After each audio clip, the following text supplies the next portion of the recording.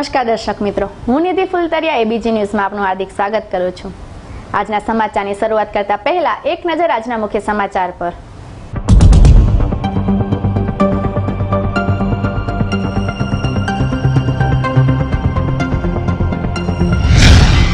કચ્છના રાપરમાં જાણીતા ધારાશાસ્ત્રીની ઓફિસ પર ફાયરિંગ। જૂનાગઢમાં રહેતા મુસ્લિમ યુવાન પર ફાયરિંગ કરી તેમજ છરીના ઘા ઝીકી 4 શખ્સોએ હત્યા કરી નાસી છૂટતા સનસનાટી મચી જવા પામી હતી। પૂર્વ કચ્છમાં આરઆર સેલ અને ગાંધીધામ શહેર પોલીસે પાડેલા 2 અલગ અલગ દરોડામાં 35,30,000નો વિદેશી શરાબનો જથ્થો જપ્ત કર્યો છે।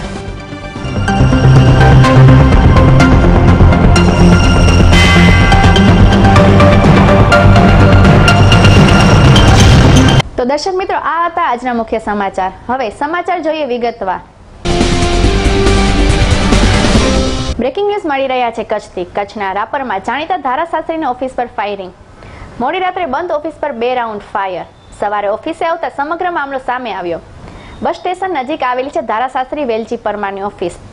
રાપર પોલીસે વધુ તપાસ હાથ ધરી છે। આ અંગે વધુ માહિતી માટે જોડાઈ ગયા છે અમારા સિનિયર એડિટર ગોવિંદ મહેશ્વરી। ગોવિંદ, શું છે ફાયરિંગની વધુ વિગત? જી નિધિ, ચોક્કસ વાત કરવામાં આવે તો રાપર શહેરમાં એસટી બસ સ્ટેશન પાસે એડવોકેટની ઓફિસ ધરાવતા જાણીતા એવા ધારાશાસ્ત્રી વેલજીભાઈ પરમારની ઓફિસ ઉપર ગત મોડી રાત્રે 2 થી 3 જેટલા અજાણ્યા શખ્સોએ ફાયરિંગ કર્યું હતું। એ બનાવને પગલે આજે એડવોકેટે ફાયરિંગની ઘટનાની પોલીસ ફરિયાદ કરવા માટે તજવીજ હાથ ધરી છે। જી નિધિ, આભાર ગોવિંદ માહિતી આપવા માટે। અન્ય સમાચારની વાત કરીએ તો જૂનાગઢમાં રહેતા મુસ્લિમ યુવાન પર ફાયરિંગ કરી તેમજ છરીના ઘા ઝીકી 4 શખ્સોએ હત્યા કરી નાસી છૂટતા સનસનાટી મચી જવા પામી હતી।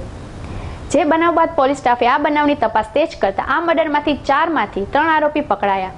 આજથી 10 માસ પૂર્વે મરનાર મુસ્લિમ ઇકબાલ ગામેતી નામના યુવાને જૂનાગઢમાં મજેવડી દરવાજે તેના ભાઈ અને પિતા સાથે મળી જાવેદ કાસમ પઠાણીની હત્યા કરી હોય, જે સંદર્ભે જેલમાં હોય, પરંતુ 2.5 માસ પૂર્વે જેલમાંથી બહાર આવ્યો હોય, જેના પરિવાર સાથે ઉપલેટાના બાયાવદર ગામે પરિવાર સાથે સ્થાયી થવા માટે જતો હતો। હત્યારાએ રસ્તામાં આંતરી સારા જાહેરમાં ગોળી અને છરીના ઘા મારી ઢીમ ઢાળી દીધેલ અને હત્યારાની જગ્યાએ તેમના પરિવારનો કારો કલ્પાંત કરીને વાતાવરણ ગજવી મૂક્યું હતું અને એક પરિવારના એકનું ખૂન કરી મારનાર તેમના પરિવારને નોંધારા મૂકેલ, જેનો બદલો લેવા આજે આ બનાવ હત્યા થનાર તેમનો પરિવાર પણ નોંધારો બની ગયો હતો। બનાવની જાણ થતાં પોલીસ કાફલો ઘટના સ્થળે દોડી જઈ મૃતદેહને પોસ્ટમોર્ટમ માટે હોસ્પિટલ ખસેડી તપાસનો ધમધમાટ શરૂ કર્યો હતો। પોલીસે ઇકબાલની હત્યામાં કાસમ પઠાણ તથા તેનો ભાણેજ ફૈઝલ, હિતેશ કોડી અને એક અજાણ્યા શખ્સ સામે ગુનો નોંધેલ આરોપીને ઝડપી લેવા ચક્ર ગતિમાન કર્યા હતા અને બાતમીના આધારે આરોપી ઇમરાન, કે જેના ભાઈની હત્યા થઈ હતી, તે અને ફૈઝલને અમદાવાદથી પકડી પાડે અને 9 દિવસના રિમાન્ડમાં આજે ત્રીજો આરોપી જાવેદને પકડી પાડવામાં આવે અને વધુ એક આરોપી જે નાસ્તો ફરે છે તેને પકડવા અને આ હત્યામાં વપરાયેલ રિવોલ્વર, છરી અને અન્ય મુદ્દાની તપાસના ચક્રો ગતિમાન કરેલ છે। ત્યારે આ બનાવમાં મુખ્ય આરોપી ઇમરાનના ભાઈના મર્ડર અને અગાઉની અદાવતનો ખાર રાખી ખૂનના બદલા ખૂન જેવો કિસ્સો સામે આવ્યો અને બંને મારનારનો પરિવાર તો નોંધારો બની ગયો છે અને મારનારના આરોપીઓ તો હાલમાં ઉપલેટા જેલ હવાલે છે। Kanbhai, ABG news, Upleta. તારીખ 27/6 બપોરના આશરે 2 વાગ્યાના સમયે પાટણ રોડ ઉપર આવેલ મોડર્ન પાર્કની નજીકમાં ઇકબાલ દાદુ નામના ઈસમનું છરી અને ફાયરઆર્મ્સ વડે મર્ડર કરવામાં આવેલું। આ અનુસંધાને એમના ભાઈ સમીરે ફરિયાદ આપેલી અને એની અંદર જે એમને 4 આરોપીના નામો આપેલા છે એ પૈકીના ઇમરાન અને ફૈઝલ, આ 2 વ્યક્તિઓ છે અમદાવાદ ખાતે પકડાયેલા છે। ત્યારબાદ એમનો કબજો લાવી અને અહીંયા એમને તપાસ માટે લાવેલા અને ત્યારબાદ એમની પૂછપરછમાં ત્રીજો આરોપી જે છે જાવેદ, એમને ત્રીજો આરોપી હતો જાવેદ, એમનું નામ આપતા એમને પણ તપાસ દરમિયાન પકડવામાં આવેલ છે અને હાલ આરોપીઓ રિમાન્ડ ઉપર છે અને આ કામની વધુ તપાસ અન્ય મુદ્દામાલ તથા જે કંઈ વસ્તુઓમાં વપરાય છે ગુનાના કામે એની તપાસ ચાલુ છે। પૂર્વ કચ્છમાં આરઆર સેલ અને ગાંધીધામ શહેર પોલીસે પાડેલા 2 અલગ અલગ દરોડામાં 35,30,000નો વિદેશી શરાબનો જથ્થો જપ્ત કર્યો છે। આઈજી રેન્જના આરઆર સેલે આજે બાતમીના આધારે સામખિયાળીની ભારત હોટલ નજીક વોચ ગોઠવી હરિયાણા પાસિંગ ટ્રેલરમાં લવાઈ રહેલા 34,34,000ની કિંમતના વિદેશી શરાબ અને બિયરનો જંગ જથ્થો જપ્ત કર્યો છે। બાતમીના આધારે આરઆર સેલેની ટીમ હાઈવે પર વોચ ગોઠવી હતી। તે દરમિયાન ટ્રેલર પસાર થતાં જ પોલીસ ટીમે તેને અટકાવવા પ્રયાસ કર્યો હતો પરંતુ ટ્રેલર ચાલકે પોલીસને જોઈ ટ્રેલર ઊભું ના રાખતા પોલીસે તેનો પીછો કર્યો હતો.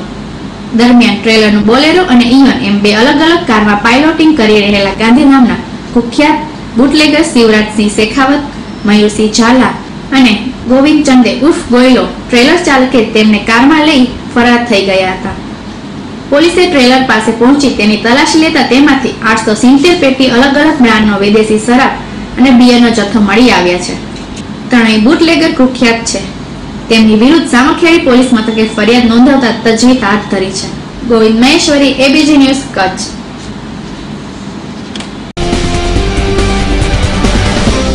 થરાદમાં વરસાદે વિરામ લીધાને 2 દિવસ થવા છતાં નાગલા ડોડગામ જેવા ગામો સહિત આજુબાજુના ગામોની સીમ પાણીમાં ગરકાવ. થરાદ તાલુકામાં 6 ઇંચ વરસાદ ખાબકતા નાગલા ડોડગામ સહિત આજુબાજુના ખેડૂતોને ફરી પૂરનો સામનો કરવાનો વારો આવ્યો છે. ખેતરોમાં રહેતા ખેડૂતોની હાલત કફોડી બની જવા પામી છે. વરસાદી પાણી આ વિસ્તારમાં ભરાતા વાવેતર કરેલ પાક પાણીમાં ગરકાવ થઈ જવા પામ્યો હતો. તો નાગલા ગામની પ્રાથમિક શાળા સહિત ગ્રામ પંચાયત અને દૂધ ડેરી પાણીમાં ગરકાવ થતા લોકોને ભારે હાલાકીનો સામનો કરવાનો વારો આવ્યો હતો. થરાદ તાલુકાના નાગલા ગામ સહિત ડોડગામ ગામની સીમ પાણીથી જળબંબાકાર બની જવા પામી હતી. ખેતરોમાં રહેતા ખેડૂતોના રહેણાંક મકાનોમાં આવતા મકાનો ખાલી કરી ઊંચાણવાળા વિસ્તારોમાં જવાની ફરજ પડી હતી. ત્યારે મગફળી, બાજરી, કપાસ જેવા પાકો પાણીમાં ગરકાવ થતા પાક નાશ પામ્યો હતો. હજારો એકર પાક બળીને ખાક થઈ જતા ખેડૂતોને રાતા પાણીએ રોવાનો વારો આવ્યો હતો. નાગલા પ્રાથમિક શાળામાં પાણી ભરાઈ જતા ધોરણ 1 થી 8 માં અભ્યાસ કરતા 150 વિદ્યાર્થીઓના શિક્ષણ પર માઠી અસર પડી હતી. ગામના તળાવો સહિત વિસ્તારોમાં પાણી જ પાણી જોવા મળી રહ્યું હતું. વાહન વ્યવહાર ખોરવાયો હતો. વહીવટી તંત્રની ઘોર બેદરકારી બહાર આવવા પામી હતી. ડોડગામની સીમમાં રહેતા 30 થી 35 ખેડૂતોના રહેણાંકના મકાનોમાં 6 ફૂટ પાણી ભરાઈ જતા ખેડૂતોને ઊંચાણવાળા વિસ્તારોમાં જવાની ફરજ પડી હતી. તમામ ખેડૂતો પૂરનો સામનો કરી રહ્યા હોય તેવું લાગી રહ્યું. બેહાલ બનેલા ખેડૂતોને વહીવટી તંત્રએ મુલાકાત ન લેતા ભારે રોષ જોવા મળી રહ્યો છે. ચોમાસુ પાકનું વાવેતર કરેલ નાગલા ખાનપુર ડોડગામ સહિત વિસ્તારમાં ખેડૂતોની હજારો એકરમાં પાણીથી જળબંબાકાર બની જતા મોટા પાયે નુકસાન થવા પામ્યું હતું. ગત પૂરના આ વિસ્તારમાં પાણી ભરાઈ ગયા હતા. જે પાણી ઓસરિયા પણ જમીન નીચેથી ખાર ઉપર આવી જતા જમીન ખારી થઈ ગઈ હતી. અનેક ખેડૂતોને જમીન હોવા છતાં વાવેતર કરે તેવી સ્થિતિ હાલમાં નથી. ત્યારે ફરી પાણી ભરાઈ જતા વર્ષો સુધી જમીન મીઠી થઈ શકે તેવી શક્યતા ન હોવાથી ખેડૂતો પાયમાલ થવાનો વારો આવ્યો હતો. ત્યારે ગત 2015માં પૂર આવ્યું હતું. હજારો પશુઓ અને અસંખ્ય લોકો મોતને ભેટ્યા હતા. તેમ છતાં વહીવટી તંત્રએ પાણીની નિકાલની વ્યવસ્થા ના કરતા ખેડૂતોમાં ભારે રોષ જોવા મળી રહ્યો છે. આ અંગે સરકાર ગંભીર બની છે. વરસાદ આવ્યાને 2 દિવસ વીતી ગયા છતાં હજુ સુધી સરકારી તંત્ર ફરક્યું નથી. Yashpalsinh Vaghela, ABG news, Tharad. દેશના પ્રથમ કેટ ગાર્ડનનો ગાંધીધામ ખાતે પ્રારંભ થયો છે. ગાંધીધામના પરિવારમાં દીકરીના નિધન બાદ તેના જન્મદિવસે એક બિલાડી આવી કેક ખાઈ પરિવાર સાથે જ રહી ગઈ હતી. જેનામાં જન્મેલી કુદરતી પ્રેરણાથી માવજાત કરી હવે અહીં 128 જેટલી બિલાડીઓ થઈ ગઈ છે. કદાચિત દેશના પ્રથમવાર બનેલા આ કેટ ગાર્ડનને નિહાળવા લોકોની શરૂઆત થઈ છે. મૂળ બનાસકાંઠાના ઉપેન્દ્ર ગૌસ્વામી ગાંધીધામમાં લાંબા સમયથી સ્થાયી થયા છે અને શિપિંગ વ્યવસાય સાથે સંકળાયેલા છે. તેમના પરિવારની દીકરીનું અકાળે અવસાન થયું હતું. જેની જન્મતિથિ એક બિલાડી અચાનક આવી અડધો કેક ખાઈ લીધો. ઉપરાંત ઘરની જ સભ્ય હોય તેમ વસવાટ કરવામાં લાગી. તેમણે પુત્ર પ્રિયંકના સહયોગથી બિલાડીઓનું સુખ માની તેમની સાર સંભાળ રાખવાની શરૂઆત કરી હતી. 128 બિલાડીઓને પૌષ્ટિક ભોજન આપવાનું કાર્ય કરે છે. તેમણે પોતાની બેનની યાદમાં તે બિલાડીનું નામ પણ ચકુબેન રાખ્યું હતું. જ્યારે અન્ય 42 બિલાડીઓ ભુજ, અમદાવાદ સહિતના સ્થળોએથી લોકો મૂકી જતા એક સમય સંખ્યા 192 પહોંચી હતી. હાલ અહીં 128 બિલાડીઓ વસવાટ કરે છે. જેમના માટે 40 લાખના ખર્ચે ખાસ કેટ ગાર્ડનનું નિર્માણ કરવામાં આવ્યું છે. ટીવી અને પ્રોજેક્ટર પણ લગાવવામાં આવ્યું છે, જેમાં બિલાડી સંબંધિત ફિલ્મો અને ડિસ્કવરી દેખાડવામાં આવે છે. પૂજાબેનને જણાવ્યું હતું કે આયોજન પાછળ અમારો કોઈ આર્થિક હેતુ નથી. માત્ર લોકો બિલાડીના અપશકોને સમજવાનું બંધ કરે અને તેના પ્રત્યે પ્રેમ દાખવે તે છે. લોકોની મુલાકાત માટે કેટ ગાર્ડન ખુલ્લું મૂકવામાં આવ્યું છે. પ્રેરણામાં એવું છે કે અમારી પાસે એક બિલાડી પહેલાં આવી હતી અને મારા નણદ છે વર્ષો પહેલાં ગુજરી ગયા હતા 18 વર્ષની ઉંમરે અને લગભગ એમને ગુજરી ગયા 22 વર્ષ થયા. તો એમનો જન્મદિવસ દર વર્ષે અમે ઉજવતા હતા. તો એક વખતે એવું બન્યું કે એમનો જન્મદિવસ ઉજવતા હતા, નાના બચ્ચાના અમે કેક કાપીને અને ખવડાવવાની તૈયારી કરતા હતા તો એક બિલાડી અચાનક ઘરમાં આવી અને એને કેક સીધી લઈને તેના તે બેસી ગઈ. 2-3 દિવસ સુધી અમે જોયું તો એ બિલાડી બહારના દરવાજે બેઠી રહેતી હતી. પછી ધીરે ધીરે બિલાડીને અમે ઘરમાં આવવા દીધી અને પછી સમય જતાં એવું થઈ ગયું કે બિલાડી અમારા ઘરના સ્વજનની જેમ રહેવા લાગી. પછી એની ડિલિવરી થઈ, એના બચ્ચા એમ કરતાં એના બચ્ચાનો પ્રેમ થયો, વળી એના બચ્ચાનો પ્રેમ થયો. તો લગાતાર છેલ્લા 5 વર્ષથી અત્યારે હાલ ઘરની અંદર એટ પ્રેઝન્ટ 192 બિલાડી છે અને 192 હવે બચ્ચા જેવા થઈ ગયા છે અમારા. એટલે એના માટે હવે એવું છે કે હવે પછી કોઈ આવા પ્રાણીના એટલે સ્પેશિયલી કેટ માટેના કોઈ ડૉક્ટર હોય તો એમના આપણે અહીંયા આગળ નિમણૂક કરે તો અમારી આ બિલાડીઓને અમારે વારંવાર રાજકોટ સુધી ન જવું પડે. અને ઘણી વખત એવું બને છે કે કોઈ ઇમરજન્સી બિલાડી છેલ્લા સ્ટેજે હોય કે રાજકોટ જતા રસ્તામાં કદાચ એનો જીવ નીકળી જાય છે તો એવા સંજોગો ન બને, એકાદ જીવને બચાવી શકીએ જો નજીકમાં હોય તો. દેશના પ્રથમ કેટ ગાર્ડન નિર્માણમાં પરિવારના ત્યાગ અને સમર્પણની ભાવના સમાયેલી છે. આ કેટ ગાર્ડનના લોકાર્પણ પછી સંકુલ અને કચ્છમાં એક બેનમૂન જોવાલાયક સ્થળનો વધારો થશે એ નિસંકોચ છે. Govind Maheshwari, ABG news, Gandhidham. તો દર્શક મિત્રો, હવે સમય થયો છે એક નાનકડા વિરામનો. वर्ल्ड कप की जीत हो या T20 का जोश, न्यू ईयर पार्टी हो या बर्थडे बैश, गणपति का आगमन हो या नवरात्रों का शुभारंभ, दिवाली की रोशनी हो या होली के रंग, जिंदगी की हर खुशियों में स्वाद का संग पेश है आईओ प्लस नमक, जिंदगी का स्वाद बढ़ाए. વિરામ બાદ આપનું સ્વાગત છે. સમાચાર જોઈએ વિગતવાર. ભુજ નગરપાલિકા દ્વારા આજે ફરી શહેરમાંથી દબાણ હટાવ ઝુંબેશ હાથ ધરાઈ હતી, જેમાં જયનગર પાટિયા પાસેના દબાણો તોડી પાડવા કાર્યવાહી હાથ ધરાઈ હતી. ભુજ નગરપાલિકા દ્વારા આજે ફરી શહેરમાંથી દબાણ હટાવ ઝુંબેશ હાથ ધરાઈ હતી, જેમાં જયનગર પાટિયા પાસેના દબાણો તોડી પાડવા કાર્યવાહી હાથ ધરાઈ હતી. જેમાં વિપક્ષે તંત્રની કામગીરીને વખોડીને ગરીબોને રોજીરોટી છીનવામાં આવતી હોવાના આક્ષેપો કર્યા હતા. શહેરની ભાગોળે જયનગર પાટિયા પાસે કોમર્સ કોલેજથી બાપા સીતારામની મઢુલી સુધીના ધંધાર્થીઓને હટાવવાની કવાયત હાથ ધરાવતા વિપક્ષી નેતા સહિત ધંધાર્થીઓ રોષે ભરાયા હતા. કોઈને નડતો રૂપ નથી તેવા ધંધાર્થીઓને હટાવવાની કામગીરી કરવામાં આવતા વિપક્ષે તેનો વિરોધ નોંધાવ્યો હતો. સવારે ઓફિશિયલ સમયથી સુધરેલી દબાણ શાખાની ટીમે પોતાના કામગીરી શરૂ કરતા નાના અને ગરીબ ધંધાર્થીઓને તેનો વિરોધ નોંધાવ્યો હતો. 2 દિવસ પૂર્વે સુધરેલી ટીમે અહીંથી દબાણ ખસેડી લેવા જણાવ્યું હતું. કોઈ પણ પ્રકારની લેખિત નોટિસ અપાઈ નથી, માત્ર મૌખિક રીતે જણાવીને આજે સવારે દબાણ હટાવવા માટે ટીમ ઘસી આવતા વિપક્ષી નેતા રાજેન્દ્રસિંહ જાડેજા સહિતના ધંધાર્થીઓ ભુજ નગરપાલિકા કચેરી રજૂઆત કરવા પહોંચ્યા હતા. જેમાં વિપક્ષી નેતાએ કહ્યું હતું કે ગરીબ ધંધાર્થીઓનું દબાણ હટાવવામાં આવે છે, પરંતુ મોટા માથાઓના દબાણ સામે કોઈ જ પગલાં લેવામાં આવતા નથી. ત્યારે આ મામલે સુધરાઈ દ્વારા કોઈ પણ કાર્યવાહી વિચારીને કરવી અનિવાર્ય હોવાનું તેમણે કહ્યું હતું. Govind Maheshwari, ABG news, Kutch. મારું નામ અમિતભાઈ છે અને મારો ધંધો છે દાલ પકવાનની રેકડી. એમ કે ભાઈ આ નાના માણસને તમે શું કરવાનું હેરાન કરો છો? અમે ક્યાં દબાણ કરી છે? મારી તો 4 વ્હીલવાળી ખાલી રેકડી જ છે. આજ હું ધંધો નહીં કરું તો પછી મારા બાયડી છોકરા જશે ક્યાં અને ખાશે શું? આજ મારી પાછળ 4 જીવ નબેરી આવી રેકડી પાછળ, બરોબર?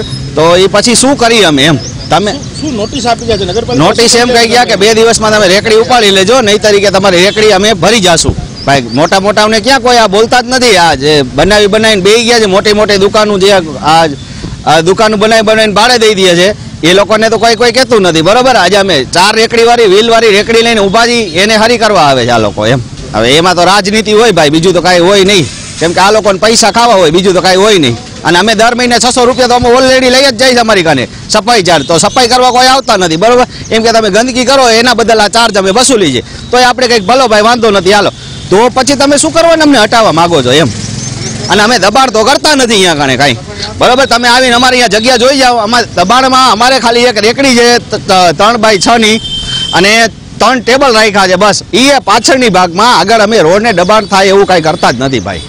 પ્રમુખશ્રીને ફોન કરવામાં આવ્યો એટલે પ્રમુખશ્રીએ એમ કહ્યું કે મને આ બાબતની કોઈ જાણ છે નહીં, હું તપાસ કરી અને આપને કહું છું.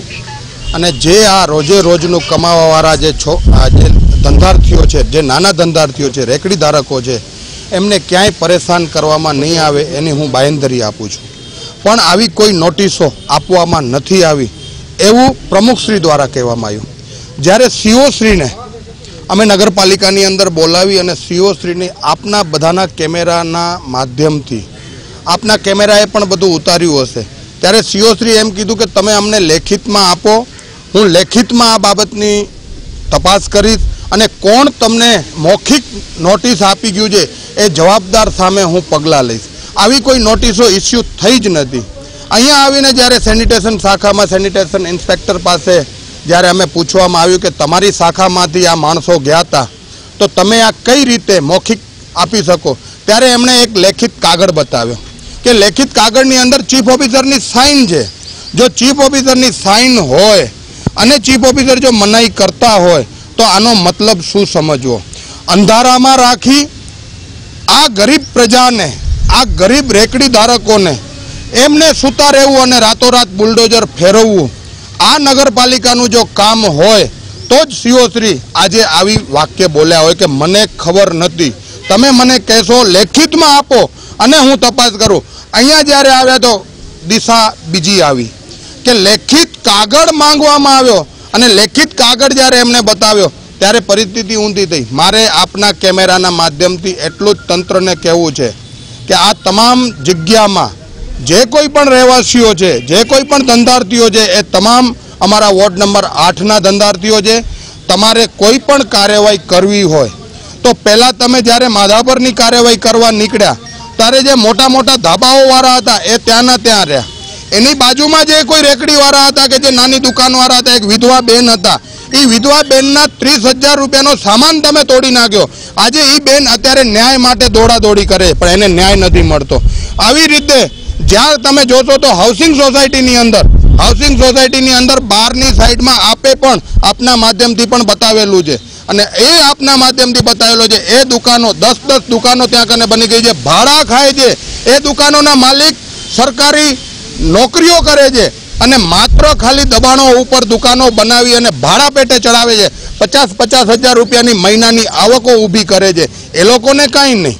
જે તમે હોસ્પિટલ રોડ ઉપર જોવો છો તો જ્યાં કને નાના માણસોના જે ઝૂંપડાઓ હતા, જે દબાણમાં રહેતા હતા, એ દબાણમાં એ મકાનોને ખાલી કરાવ્યા. એ મકાનો પૈસા પાત્ર અને સત્તાધીશોએ વેચાતા લીધા. એની અંદર પોતાની મોટી મોટી દુકાનો બનાવી, શોપિંગ સેન્ટરો બનાવ્યા. એ દુકાનો વેચાઈ ગઈ, ભાડે અપાય છે. એ લોકો ઉપર કાંઈ નહીં, કારણ કે એ તો ભારતીય જનતા પાર્ટીના સત્તાધીશો છે અને સત્તાધીશો તો ગમે એવું દબાણ કરે એના ઉપર તંત્ર ક્યારે પણ ઘોષ બેસાડશે નહીં. હા, એમને દાદાગીરી કરવી છે, આ શ્રમિક પરિવાર ઉપર કરવી છે અને અમે આપના માધ્યમથી આ તંત્રને ચેતવણી આપી છે કે ખબરદાર છે, જો કોઈ એવી ભૂલ કરી છે તો તમે આ ગરીબ પ્રજાને એકલી ન સમજજો. આખી કોંગ્રેસ પાર્ટી એમની સાથે ઊભી છે અને કોંગ્રેસ પાર્ટી આમની સાથે ઊભી છે. ત્યારે હું આપના કેમેરાના માધ્યમથી કહેવા માંગુ છું કે આ ગરીબ પરિવારોને ક્યાંય પણ અન્યાય થશે તો અમે એમની સાથે છીએ અને અમે પહેલાં આ બુલડોઝરની ઉપર આવીને ઊભા રહેશું કે પહેલાં અમારા ઉપર બુલડોઝર ચડાવો અને પછી આમની રેકડીઓ ઉપર બુલડોઝર ચડાવજો. ક્યાંય પણ આ રહેવાસીઓ, આ પ્રજાજનો, આ રેકડીવાળા, આ નાના ધંધાર્થીઓ ક્યાંય એકલા નથી. આખા ભુજની અંદર પરિસ્થિતિ જેવી છે એ પરિસ્થિતિનું વર્ણન આપને અમે કર્યું છે અને પહેલાં આ બધા જે દુકાનો બનાવી એને વેચે છે, ભાડે આપે છે, એના ઉપર એક્શન લો અને પછી આ નાના ધંધાર્થીઓ ઉપર એક્શન લો. અને આવી રીતે જો સૂતા રાખી અને નગરપાલિકાનું તંત્ર આવી રીતે અંધારામાં રાખવાની કોશિશ કરતી હોય તો સીઓ સરે પણ વિચારવાની જરૂર છે. ખોટું બોલવા કરતાં સચ્ચાઈ ઉપર એમણે વધુ વિશ્વાસ રાખવો જોઈએ અને સચ્ચાઈનો સામનો કરવા એમણે તૈયાર રહેવું જોઈએ. વડિયામાં ગ્રામ પંચાયત દ્વારા સરપંચ પતિ હસ્તે સફાઈ કામદારોને નવી રેકડીનું વિતરણ કર્યું. ભારત સરકાર દ્વારા સ્વચ્છતા અભિયાન શરૂ કરવામાં આવેલ છે. એવામાં વડિયા ગામના સરપંચ પતિ શ્રી છગનભાઈ ઢોલરિયાએ જોરશોરથી સ્વચ્છતા અભિયાનનું કામ શરૂ કરાવેલ છે. અમરેલી જિલ્લાના વડિયા શહેરમાં ઘણા સમયથી સફાઈ કામદારો ઓછા વેતનમાં કામ કરી રહ્યા હતા. નવા સરપંચ આવ્યા બાદ સફાઈ કામદારોને વેતનમાં વધારો કર્યો અને નવી રેકડીઓનું વિતરણ કર્યું. કચરા માટે ટોપલી, રેકડી, ટ્રેક્ટર શરૂ કર્યું અને કડક સૂચનાઓ આપી કે ગામમાં કોઈ જગ્યાએ ઉકરડા કે કચરો દેખાવો ન જોઈએ. એ સ્વચ્છ ગામ હશે તો રોગચાળો નહીં થાય, માટે ચોકસાઈ જરૂરી છે અને સફાઈ કામદારોને સવારે અને સાંજે હાજરી પૂરવાની ફરજિયાત અને રેકડી હશે તો જ હાજરી પૂરાશે તેવા સૂચનો કર્યા. ને સ્વચ્છતા અભિયાન જાળવી રાખવા માટે ગ્રામજનોમાં પણ કડક સૂચનાઓ અપાઈ કે કચરો તમે ભેગો કરીને 2 દિવસે ટ્રેક્ટરમાં આવે તેમ ફેંકવો. કચરાનો નિકાલ ટ્રેક્ટર કરશે અને ગામ લોકોએ પૂરો સાથ સહકાર આપ્યો અને ગામ લોકોમાં સરપંચ પતિની કામગીરી જોઈ લોકોમાં આનંદ છવાઈ ગયો. Paresh Parmar, ABG news, Amreli. તો દર્શક મિત્રો, આજના સમાચાર પૂર્ણ કરતા પહેલા ફરી એક નજર આજના મુખ્ય સમાચાર પર.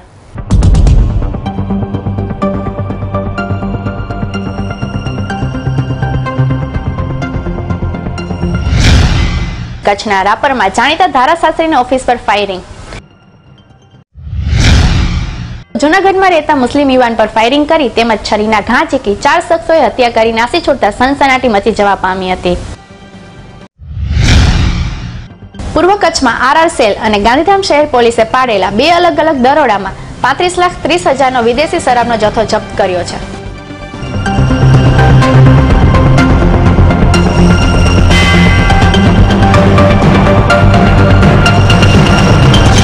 તો દર્શક મિત્રો, આ હતા આજના સમાચાર. આવતીકાલે ફરી મળીશું આ જ સમયે આ જ ચેનલ પર. ત્યાં સુધી જોવાનું ચૂકશો નહીં. ABG news. નમસ્કાર.